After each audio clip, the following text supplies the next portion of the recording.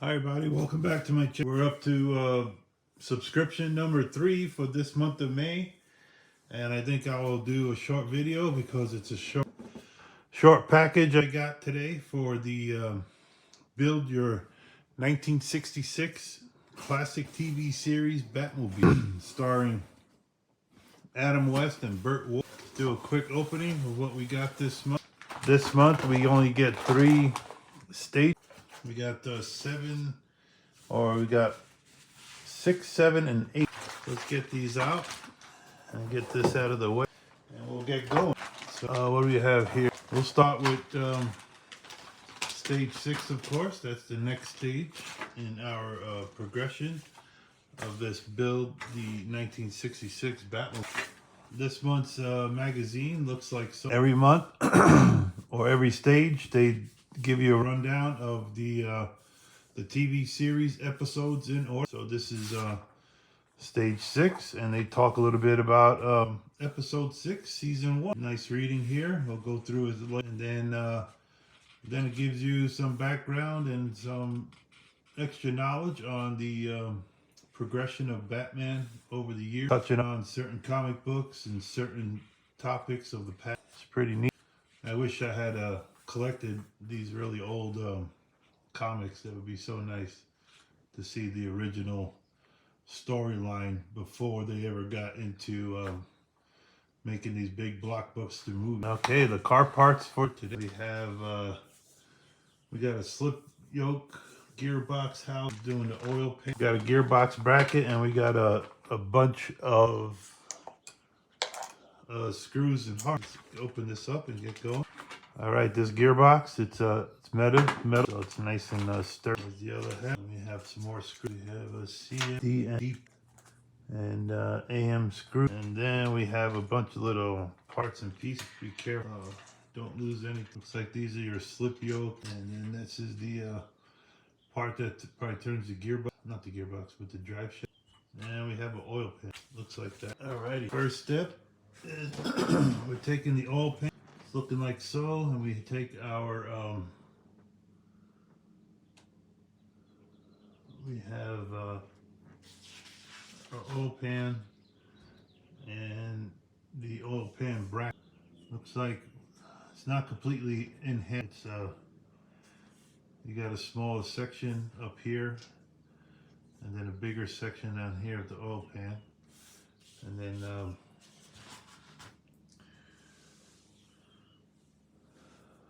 okay, so place the oil pan bracket inside the oil pan central tab, and we're going to secure it with some DP screws. These are flange screw heads, and they basically have a washer.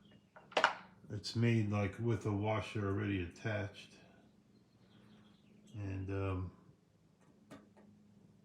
that gives it a wider head to hold something down so it doesn't slip out. Then we're gonna take this oil pan, and we're going to attach it to the left gearbox housing, which is 06B serial number or identification number. The left side is probably this one. That says R on it. That's not it. So this is the left side, which is 06B. And we're going to, once again, this is the shorter section. This is a little bit long, and the shorter section is going forward and attaches to this post. And we're going to secure that with a DM screw. You get a nice selection of screws every month, and you always have extra. This is also a pan head screw. It's a little different than the one we just used. It's a little short. Let's get that red. Come on, stay on there. I gotta magnetize my screwdriver tip again. Okay, so that lines up there like that. You can also notice that how the oil pan, the bottom section here, it's one that goes forward, and then the back of the pan, it slopes, so like it slopes down, and you have a smaller section. Okay, let's secure this. Okay, and then now we're going to get a piece from a previous issue, the bell housing. Alright, I had to go get the bell housing from my storage container there. I don't know if you remember, but last month I attached this cable to the bell house. I didn't glue it down because I wanted to see how it progressed and which direction this cable would be going. So I got a little bit more answer on this stage because I'm attaching this bell housing to the gearbox. And it's looking like this, and it's looking like this cable is sticking out like 90 degrees to the left. So I'm going to keep it like that, and now I'm going to attach this to the gearbox. Let me get another screw right. Okay, it looks like this is this side with the big bulb. It's like on the left. Let's get ambidextrous and kind of hold it to where everything lines up. Get your fingers spread out and install it. We'll start screwing it in. It's kind of heavy and awkward. So now once you got it started, you can brace it all and tighten it.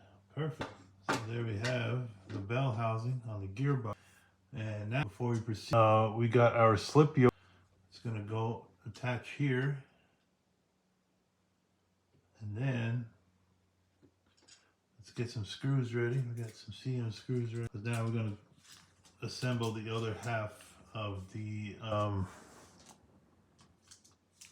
gearbox. Yeah, let's get a screw ready.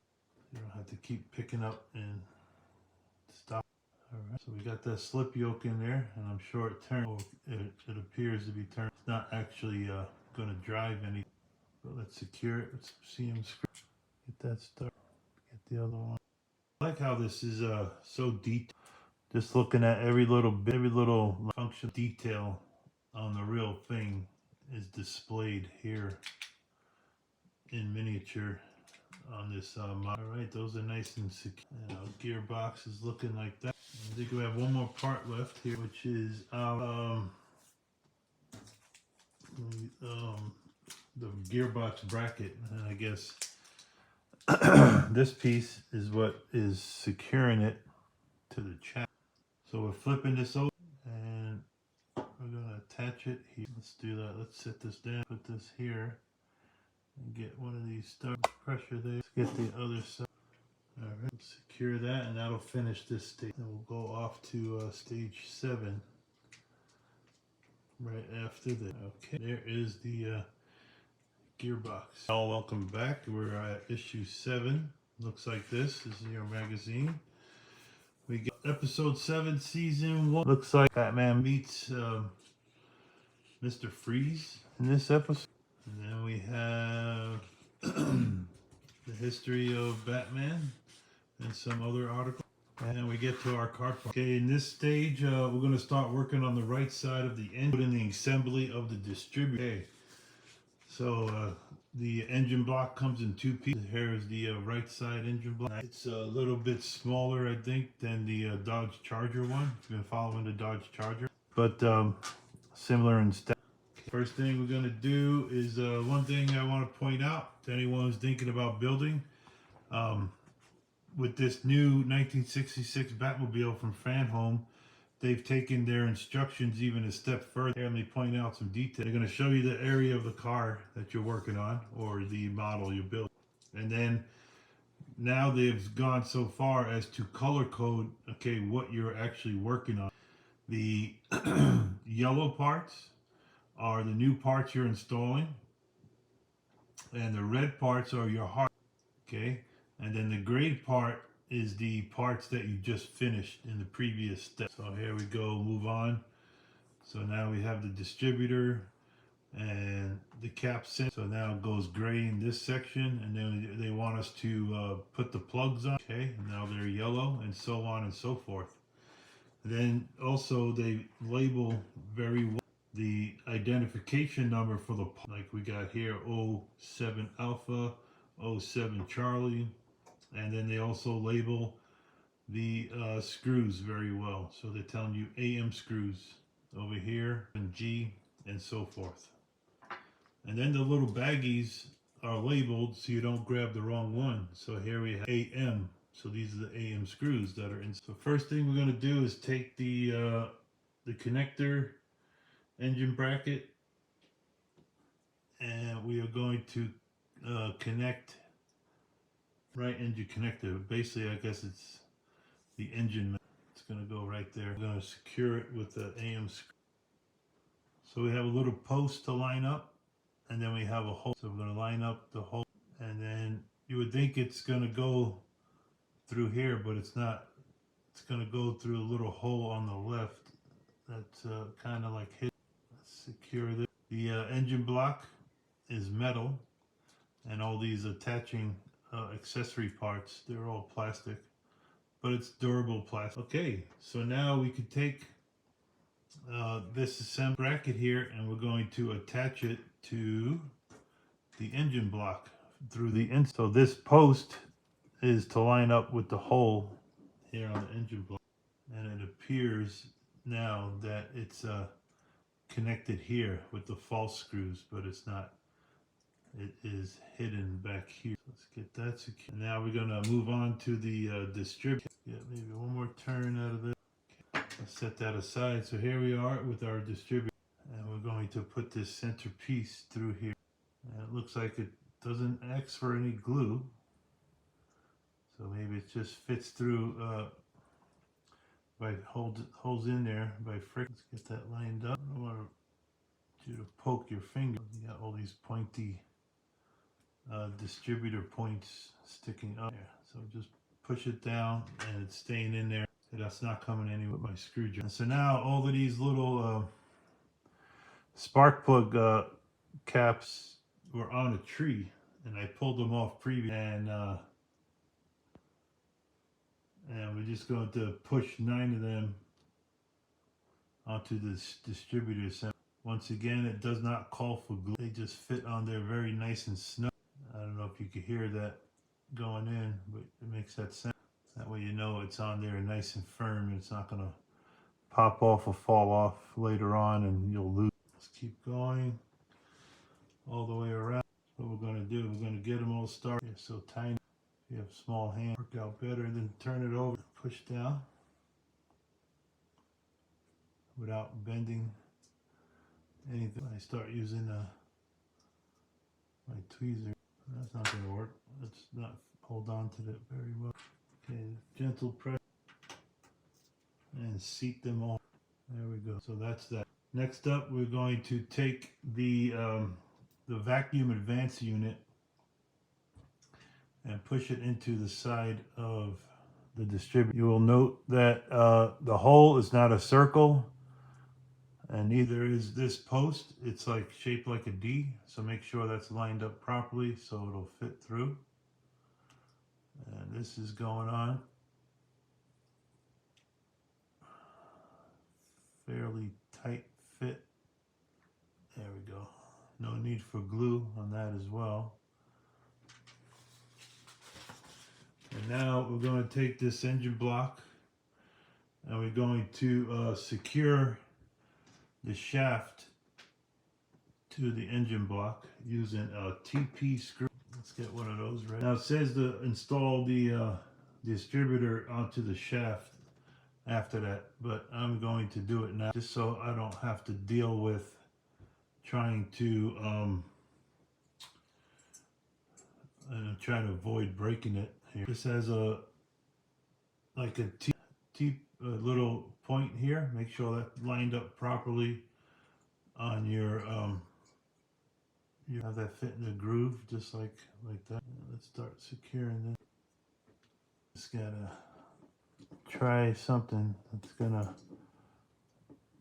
make it fit. Make sure it's in the groove properly. Finish tight. And there we have it. Okay, we have this distributor on the engine block. Okay, oh, this is the piece that's loose right here. Let's tighten this down. I thought it was tight. There we go. There, no more rattles. So that concludes stage 7. Okay, now we're up to stage 8. This is the third and final stage for this month. I'm excited for next month because I'm going to get 6 stages. And that's going to move this project right along. Just like my other two, my 1970 Dodge Charger and my Iron Man and my R2D2. If you enjoy this content and you want to see more, please like, subscribe, and share. And if you want to do one of your own, don't hesitate to go to www.fanhome.com and sign up. You won't be guaranteed. Hey, we got Stage 8, which is at Season 1, Episode 8. In the previous episode, the dynamic duo was frozen solid by Dr. Freeze, and then in this episode, they saved the day. Here's more of the magazine of what you're gonna get. A lot of info talking about 1946. Wow, 1940. Really, like the golden age of comics was like the 60s, 70s. But Batman's been around since the 40s. He's the original OG.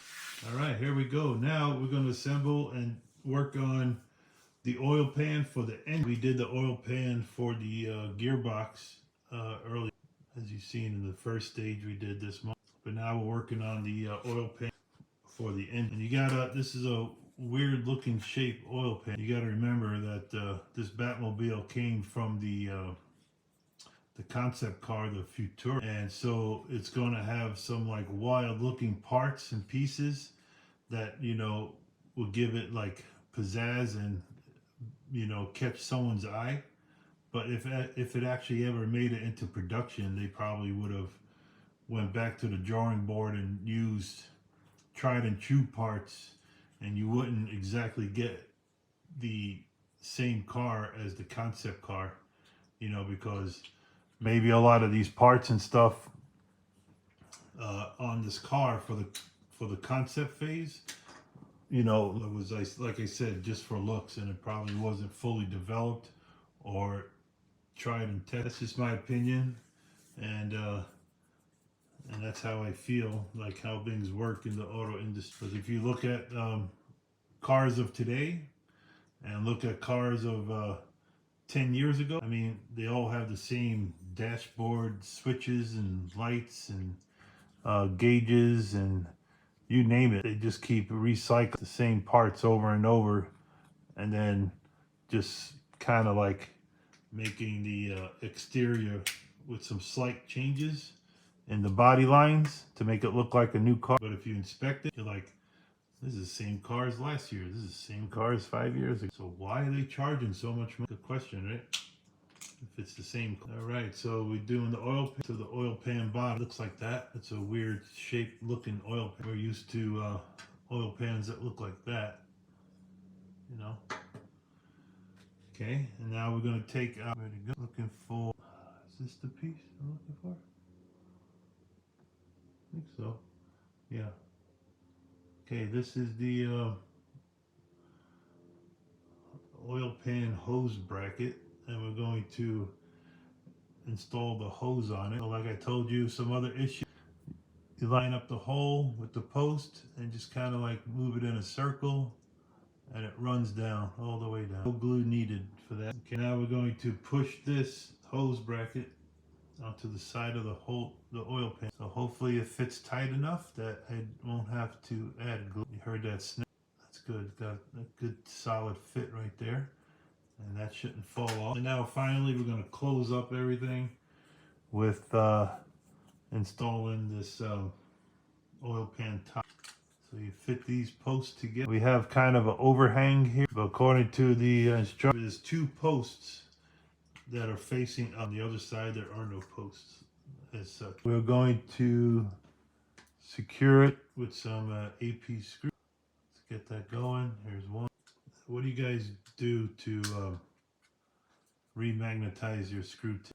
Answer that in the comments and spread your knowledge amongst the community, the model building community, so we could all have a more enjoyable experience. One little thing of encouragement we could do for one another may be the tipping point of whether somebody sticks with it or quits. So it's always good to share knowledge and not upcharge for it. All right, so now we have our pulley. We're going to work on the pulley system for the generator and the generator. So we're going to take this piece and we're going to slide on. This looks like a fan or some sort. Slides right over. Okay, it's not slotted in any way. It just goes on like that. What do you call that for the front of the generator? I don't know what you call these. Let's get a screw ready before we get too into this. I know I'm going to have to like use this screw to clamp everything together. So now we're going to take 8L. This pulley part fits right on, and it's slotted in here, and it makes that groove for the pulley for your belt. And now we have this piece that goes on, and it makes the second groove for the pulley. Okay, And now we screw this all together with a TP screw. It's a pan head screw, so that way it holds these parts in place as well as secures them. Just take it easy. It's going into plastic. You don't want to damage. Okay, so it's all the way in, but it's still just like a pulley should. And now we're going to take our generator and attach it to